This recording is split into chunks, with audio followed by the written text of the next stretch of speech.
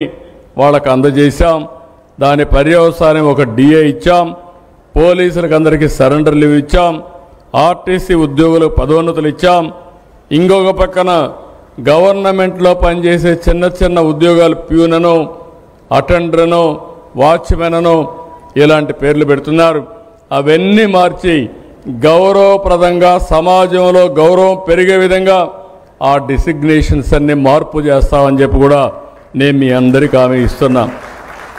ప్రజలు, ప్రభుత్వం, ఉద్యోగులు అందరూ కలిస్తేనే ఈ రాష్ట్రం భవిష్యత్తు ఉంటుంది. నేను ఎన్నో సందర్భాల్లో చెప్పాను, నా ఆలోచన ఒకటే, హెల్తీ, వెల్తీ, హ్యాపీ సొసైటీ. ప్రతి ఒక్కరికి ఆదాయం రావాలి. ప్రభుత్వం సంక్షేమ కార్యక్రమాలు ఇస్తున్నాం, సూపర్ 6 ఇస్తున్నాం. కేంద్రం రిఫార్మ్స్ తీసుకొస్తా ఉంది, వాళ్ళు కూడా సంక్షేమ కార్యక్రమాలు ఇస్తున్నారు. ఈ రెండు కలుపుకుంటే ఇంకొక స్టెప్ ముందుకు పోవాలని ఈరోజు జిఎస్టీ రిఫార్మ్స్ తీసుకొచ్చారు. ఇలాంటి రిఫార్మ్స్ ఇంకా చాలా అవసరం ఉంది. ఇవన్నీ కూడా తీసుకొస్తాం. ఇది కాకుండా P4 కూడా తీసుకొచ్చాం. ఇప్పుడే చిన్ని గారు చెప్పారు, ఎంపీ గారు చెప్పారు, ఆయన అభినందిస్తున్నా. విజయవాడలో ఉండేవాళ్ళు ప్రపంచం మొత్తం బ్రహ్మాండంగా రాణిస్తున్నారు. మీతో పుట్టిన వాళ్ళు మీ ఊర్లో ఇంకా పేదరికంలో ఉన్నారు.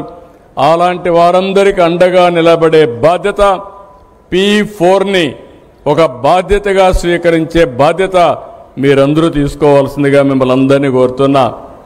ఈరోజు దీపావళి పండుగ చాలా హ్యాపీగా జరుపుకుంటున్నాం. ఈ విధంగానే రాబోయే రోజుల్లో 2047కి తెలుగు జాతి ప్రపంచంలోనే అగ్రజాతిగా ఉండాలని, నెంబర్ 1గా ఉండాలనేది నా సంకల్పం. అది తప్పకుండా సాధ్యమవుతుంది. ఈరోజు ఇంకొక పక్కన మీరు చూస్తే ప్రధానమంత్రి నరేంద్ర మోడీ గారు 25 సంవత్సరాలు అంటే 21st సెంచరీలో 25 సంవత్సరాల్లో ముఖ్యమంత్రిగా, ప్రధానమంత్రిగా కంటిన్యూ అవుతున్నాడు. ఇంకొక 4 ఏళ్ళు ఉంటాడు, అంటే 30 సంవత్సరాలు.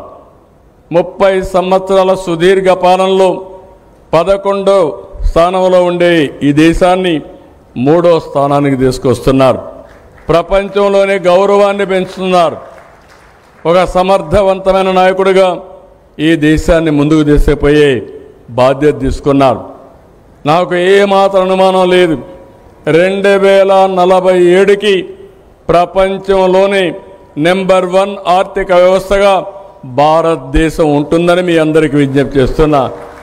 ప్రపంచంలో నెంబర్ 1 ఆర్థిక వ్యవస్థగా ఉంటే నా ఆలోచన అందులో స్వర్ణాంధ్రప్రదేశ్ నెంబర్ 1గా ఉండాలని. స్వర్ణాంధ్రప్రదేశ్ నెంబర్ 1గా ఉంటే మీరు, మీ కుటుంబం ఎక్కడుంటారో దీపావళిలో మీరు కూడా ఆలోచించుకోండి. మీరు కూడా ప్రణాళికలు తయారు చేసుకోండి. మీరు కూడా ముందుకు రండి. అందరం కలిసి పండుగలు జరుపుకుంటూ మన వారసత్వాన్ని కాపాడుకుంటూ, అదే సమయంలో మనమందరం కూడా ఇంత మునుపంత హార్డ్ వర్క్ చేసేవాళ్ళం.